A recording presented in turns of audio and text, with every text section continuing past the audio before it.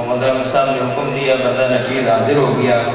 اللہ تعالیٰ ان کا بلانا، ہمارا آنا اپنی بلند دربار قبول و منظور فرمائے۔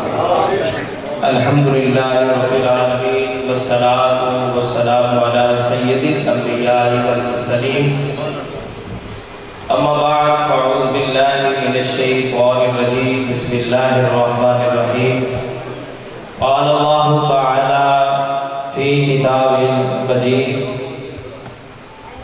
قل ان کنتم تحبون اللہ فاتبعونی یحببکم اللہ ویغفر لکم ذنوبکم واللہ غفور رحیم۔ صدق اللہ العظیم وصدق رسولہ النبی الکریم الامین۔ ان اللہ وملائکتہ یصلون علی النبی یا ایھا الذین آمنوا صلوا علیہ وسلموا تسلیما۔ ذرا محبت نال، پیار نال، ذوق نال، شوق نال ذرا جاگ وقت جاگ دے پڑھو درود السلام۔ الصلاۃ والسلام علیک یا سیدی یا رسول اللہ، الصلاۃ والسلام علیک یا سیدی یا حبیب اللہ۔ کہ وہ خوش شاخوں کو تازہ گلاب دیتے ہیں، اہل پیری کو وہ پھر سے شباب دیتے ہیں۔ پڑھ لے درود، غفلت نہ کر، خدا کی قسم تیرے سلام کا واپی جواب دیتے ہیں۔ ذرا محبت نہ پڑھو۔ الصلاۃ والسلام علیک یا سیدی یا رسول اللہ، الصلاۃ والسلام علیک یا سیدی یا حبیب اللہ۔ منگو دعا کی شلا ابدا نصیب ہوے، منگو دعا کی شلا ابدا نصیب ہوے، جدوں آوے موت سانوں، جدوں موت آوے سانوں، سونا قریب ہوے، منگو دعا کی شلا ابدا نصیب ہوے۔ اور جدو آوے وچ قبر دے، سونا قدم ٹکاوے۔ سنیا دا عقیدہ ہے کہ سرکار مدینہ صلی اللہ تعالی علیہ وآلہ وسلم کل بھی زندہ سی، آج بھی زندہ ہے، اور الحمدللہ سی آج عقیدے کے مطابق پڑھ دیتے ہیں۔ ذرا محبت نہ پڑھو۔ منگو دعا کے شلا ابدا نصیب ہوے، اور جدو آوے وچ قبر دے، سونا قدم ٹکاوے، جدو آوے وچ قبر دے۔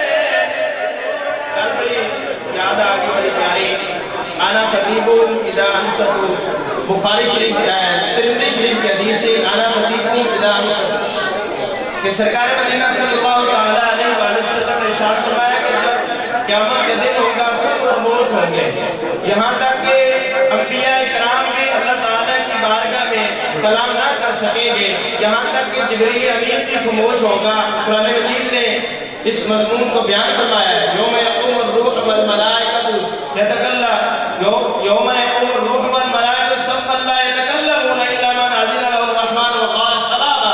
فرمایا کل قیامت کا دن ہوگا، تمام فرشتے سب کھڑے ہوں گے، فرمایا کہ یہاں تک کہ جبریل امین جیسا فرشتہ بھی خاموش ہوگا۔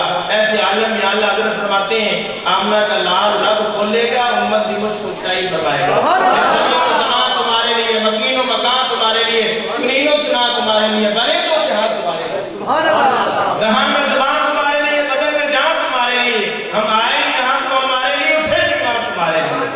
منگو دعا کی شلا ابدا نصیب ہوے، منگو دعا کی شلا ابدا نصیب ہوے، جدو آوے وچ قبر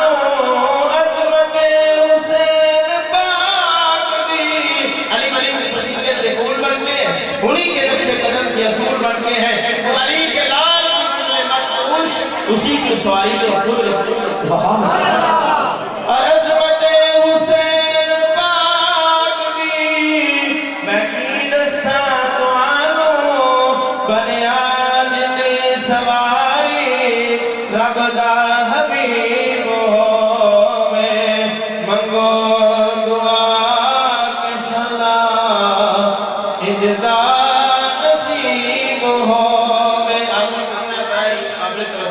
اور کی پوچھ دیو میرے کو آقا دیا داما کی پوچھ دیو میرے کو آقا دیا داما جب خیر پاوے سونا کدی نہ غریب ہووے منگو دعا کہ شلا اجدا نصیب ہووے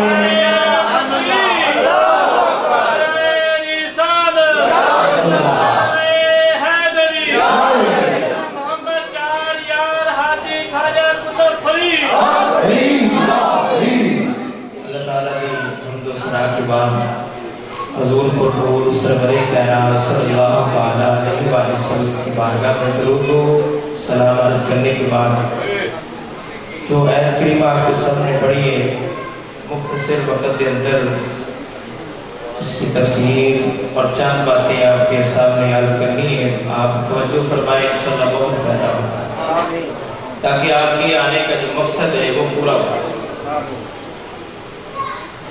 کچھ لوگوں نے کائنات میں یہ دعویٰ کیا کہ ہم اللہ تعالیٰ کے بڑے چاہنے والے ہیں, ہم اللہ تعالیٰ کے بڑے قریبی ہیں. یہودیوں نے اور عیسائیوں نے دعویٰ کیا وقالت الیہود والنصارى نحن ابناء اللہ واحباؤ کہ ہمیں اس نبی کے پاس جانے کی ضرورت نہیں, ہم تو اللہ تعالیٰ کے قریبی ہیں, بڑے چاہنے والے ہیں, محبت کرنے والے ہیں. خالقی کائنات نے فرمایا کہ مجھے ایسی محبت منظور ہی نہیں ہے جو حضور صلی اللہ علیہ وآلہ وسلم کے پہلے در پر نہ جائے, حضور کا وسیلہ نہ لے, حضور صلی اللہ علیہ وآلہ وسلم کی اتباع نہ کرے. فرمایا ایسی محبت قابل قبول ہی نہیں. خالقی کائنات نے فرمایا محمود ان لوگوں کو فرما دو قل ان کنتم تحبون اللہ فاتبعونی یحببکم اللہ ویغفر لکم. اے نبی مکرم آپ انہیں فرما دیں اگر یہ لوگ میری محبت کا دعویٰ کرتے ہیں تو آپ کی پیروی کر لیں, تب اللہ انہیں اپنا محبوب بنا دے گا اور اللہ ان کے گناہ بھی بخش دے گا اور اللہ تو نہایت بخشنے والا مہربان ہے. امام بخاری نے اس کی تفسیر کی ہے. امام مسلم, امام بخاری, شیخ الامام امام احمد اور امام ابن ماجہ نے فرماتے ہیں کہ اس حدیث کو جو بیان کرنے والے حضرت ابو ہریرہ ہیں. حضرت ابو ہریرہ فرماتے ہیں رسول اللہ صلی اللہ علیہ وآلہ وسلم نے ارشاد فرمایا قال وهو الذي نفسي بيده قال احدكم حتى اكون احب اليه من والده وولده.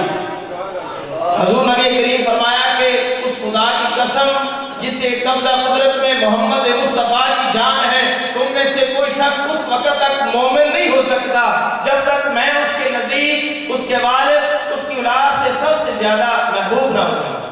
دوسری حدیث سے بات فرمائے, دوسری حدیث کے راوی حضرت انس بن مالک ہے, اسے بھی امام بخاری نے روایت کیا. امام بخاری فرماتے کہ نبی کریم صلی اللہ علیہ وسلم فرمایا قال النبی صلی اللہ علیہ وآلہ وسلم قال احدکم حتی اکون احب الیہ من والدہ وولدہ والناس اجمعین.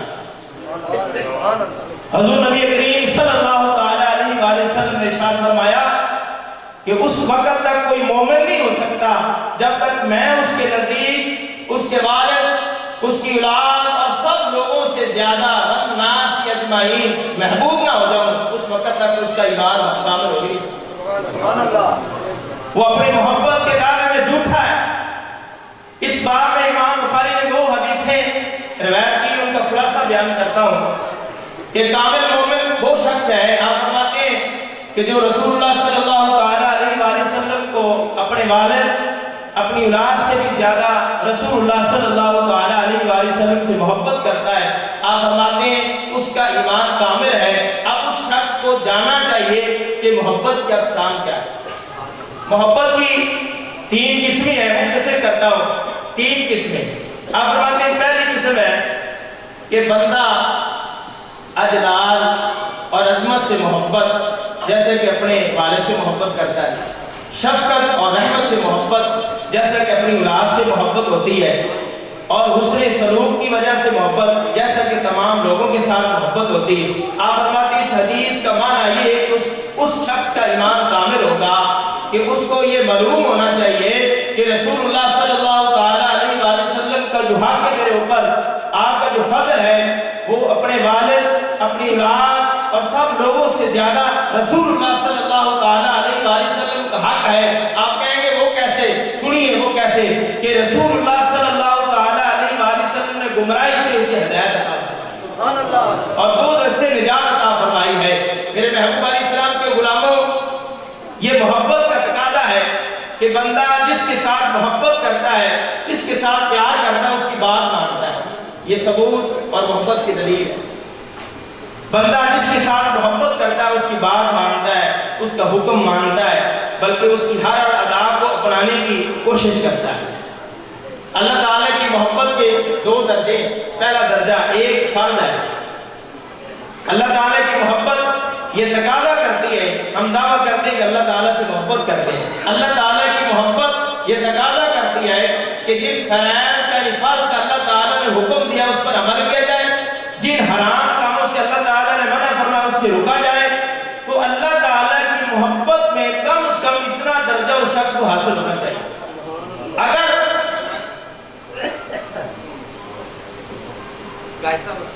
نعرہ تکبیر، نعرہ رسالت، بیٹھے رہے، نعرہ تکبیر، نعرہ رسالت، نعرہ رسالت، نعرہ تحقیق، نعرہ حیدری، نعرہ غوثیہ۔ اسی خطاب کے دوران خطیب اہل سنت سرمایہ اہل سنت خطیب پاکستان شیعہ نظام حضرت علامہ مولانا محمد یوسف سیاسی ملتانی تشریف لائے۔ میں دل کی تھا گرائیوں سے خوش آمدید کہتا ہوں اور اپنی جانب سے اور تمام خطیب بیادران کی جانب سے دل کی تھا گرائیوں سے خوش آمدید کہتا ہوں۔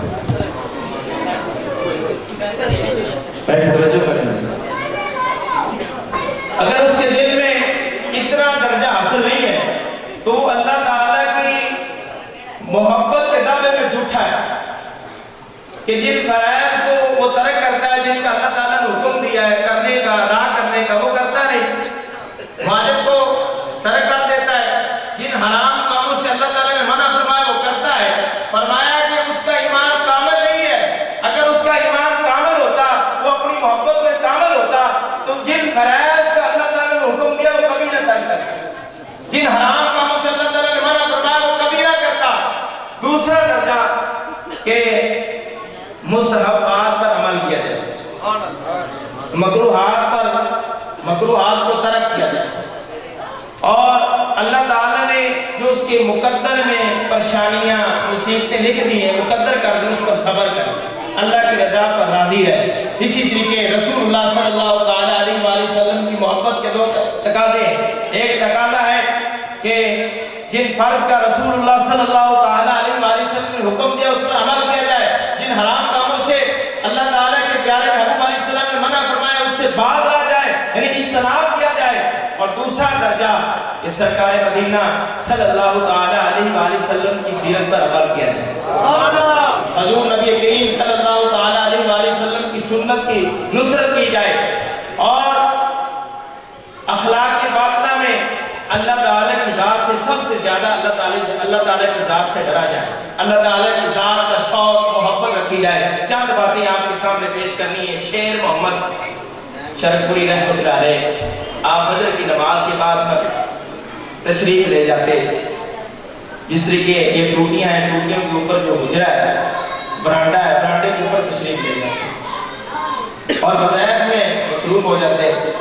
اب نمازیوں نے مشورہ کیا کہ میاں صاحب کو عرض کریں کہ گرمی بہت شدید ہے کہ بارش کے لیے دعا کریں۔ تو میاں صاحب کو وظائف میں مصروف ہو، انہوں نے سوچا کہ اس طرح کرتے ہیں کہ برانڈے کے سین میں چلے جاتے ہیں، جب میاں صاحب توجہ کریں گے تو میاں صاحب کو اس طرح کے ہاتھ کے ہیں جو آسمان کی طرف اشارہ کریں گے. جب میاں صاحب نے توجہ کی تو سارے نمازیوں نے اس طرح کے اشارہ کیا, منہ سے نہ بولے, نہیں آسمان کی طرف اشارہ کیا کہ بارش کی دعا. میاں صاحب سے شروع ہو گئے وظائف. اسی طریقے 2 یا 3 بار ہوا تو قربان جب میاں صاحب مسکرائے اور مسکرا کر اللہ تعالیٰ کی بارگاہ میں توجہ کی, چل ہم بعد بس اتنا کہنا تھا تو بارش شروع ہو گئی. تو پتا چلا کہ جو محبوب کا ہو جاتا ہے خدا اسے اپنا محبوب بنا لیتا ہے. حضور نبی کریم صلی اللہ علیہ وسلم کی جو محبت ہے یہ اللہ تعالیٰ کی محبوبیت کا ذریعہ ہے. جو بندہ رسول اللہ صلی اللہ علیہ وسلم کی محبت کا دعویٰ کرتا ہے وہ سرکار مدینہ صلی اللہ علیہ وسلم کی سیرت پر عمل کرتا ہے. جو حضور نبی کریم صلی اللہ علیہ وسلم کی زندگی ہے, ایک دو باتیں عرض کرنی ہے, میں زیادہ دیر علامہ صاحب تشریف فرمائے ماشاءاللہ, حضرت علامہ مولانا مفتی یوسف سیالوی صاحب ملتانی صاحب تشریف فرمائے. زیادہ دیر نہیں, بس توجہ کریں. ایک دو مسئلے آپ کے سامنے عرض کرنی ہے کہ صحابہ کرام نے حضور نبی کریم صلی اللہ علیہ وسلم کے پیار میں, محبت میں اپنی عادتوں کو بدل دیا. یہ بات یاد رکھیں کہ اگر 2 سکے بھائی ہیں ان کی جو عادتیں مختلف ہیں, ہمارے پاس آتے ہیں لوگ کہ ایک کی جو عادت ہے ادھر جا رہی ہے, ایک کا مزاج ادھر جا رہا ہے, کیونکہ حالانکہ دودھ ایک دیا ہے, ایک ماں کی گود میں انہیں اور والد کے 4 دیواری میں تربیت پائی ہے, لیکن جو ان کا مزاج ہے وہ الگ الگ ہے. ایک کے مزاج میں تلخی ہے, ایک کے مزاج میں نرمی ہے, کہ ایک معاف کرنے والا ہے, ایک سخت دل. ماں کو پتا ہوتا ہے اپنی اولاد کی تربیت کا. ماں اگر ایک چیز تیار کرتی ہے وہ کہتی ہے کہ میرے بیٹے کی دوسرے کی یہ ڈیمانڈ ہے, وہ دوسرے کی الگ ڈیمانڈ تیار کرتی ہے. لیکن قربان رہے صحابہ کی زندگی پڑھیں, انہوں نے میرے محبوب علیہ السلام کی محبت میں اپنی عادت کو بدل دیا. حضور نبی کریم صلی اللہ علیہ وسلم کس طرح کہتے ہیں اس طرح کیا. میرے محبوب علیہ السلام جلوہ فرما ہے, میرے محبوب علیہ السلام کی بارگاہ میں بحرین سے ایک میرے محبوب علیہ السلام کا غلام حاضر ہوا تو نبی کریم صلی اللہ علیہ وسلم نے اس رخ پھیر لی. اس نے سوچا کہ شاید توجہ نہیں کی, وہ دوسری جانب ہوا جدھر سرکار نے رخ کیا تو سرکار نے پھر رخ پھیر لیا. اب اسے یہ پتہ نہ چلا کہ سبب کیا ہے ناراضگی کا. اس نے صحابہ کرام سے پوچھا کہ حضور مجھ سے ناراض ہیں, اس طرح محسوس ہوتا ہے, اس کی وجہ کیا ہے؟ تو صحابہ کرام نے کہا کہ ہو سکتا ہے کہ آپ کے ہاتھ میں یہ سونے کی انگوٹھی ہے. تو حضور علیہ السلام نے منع فرمایا کہ مرد کے لیے زینت جائز نہیں, سونا جائز نہیں. چاندی بھی اس کی بھی مقدار رکھی ہے کہ چاندی کی اگر انگوٹھی پہنیے تو 4.5 ماشے سے کچھ کام ہو. اگر 2 پہنے گا تو شریعت اجازت نہیں دیتی. عورت کے لیے 10 پہنے, اتنی مرضی پہنے, عورت کے لیے زینت جائز ہے. قربان جائیں جب اسے پتا چلا تو اس نے اس طرح کی انگوٹھی اتاری, میرے محبوب علیہ السلام کی خدمت پر پیش کی. حضور یہ ناراضگی کا سبب ہے. میرے محبوب علیہ السلام نے اس طرح پکڑی اور پھینک. سرکار مدینہ صلی اللہ علیہ وسلم کچھ دیر گفتگو فرماتے رہے. جب میرے محبوب علیہ السلام اٹھے اپنا حجرہ مبارک میں تشریف لے گئے. اب صحابہ کرام نے کہا جب وہ غلام جانے لگا, یار یہ قیمتی ہے, حضور نے آپ کو منع فرمایا ہے, آپ کی بیوی کے لیے جائز ہے, اسے اٹھا لو. سنیے اس کا جواب. اور کہنے لگا کہ حضور کو جو پسند نہیں ہے, جو حضور نے پھینک دی, میں کبھی نہیں اٹھاؤں. اسی طریقے میرے محبوب علیہ السلام کا گزر ہوا تو میرے محبوب علیہ السلام نے دیکھا کہ ایک مکان ہے جو گنبد نما ہے. تو سرکار مدینہ صلی اللہ علیہ وسلم فرمایا کس صحابی کا ہے؟ کسی نے کہا کہ انصاری کا ہے. سرکار مدینہ صلی اللہ علیہ وسلم کا پھر گزر ہوا. 2-3 دن کے بعد جب حضور علیہ السلام کا دوبارہ گزر ہوا, اس صحابی کو کسی نے کہا کہ حضور ادھر سے گزرے ہیں اور حضور نے شاید تیرا مکان پسند نہیں فرمایا, اس نے کرا دیا. جب حضور کا گزر ہوا تو میرے محبوب علیہ السلام نے فرمایا کہ یہاں تو مکان تھا, جب اسے بلایا گیا. اب سنیے اس کا جواب سنیے. حضور نے فرمایا میں پرسوں درس گزرا تھا, یہاں مکان تھا. اس نے عرض کی کہ حضور میں نے سنا تھا کہ آپ کو پسند نہیں. اب سوچیں کہ ہمارا وہ کون سا عمل ہے جو حضور کو پسند نہیں, وہ سب بدل دیں. اپنی زندگی کو رسول اللہ صلی اللہ علیہ وسلم کی اطاعت میں گزاریں. یہ دنیا میں بہتر ہو جائے گی, آخرت میں بہتر ہو جائے گی. اللہ تعالی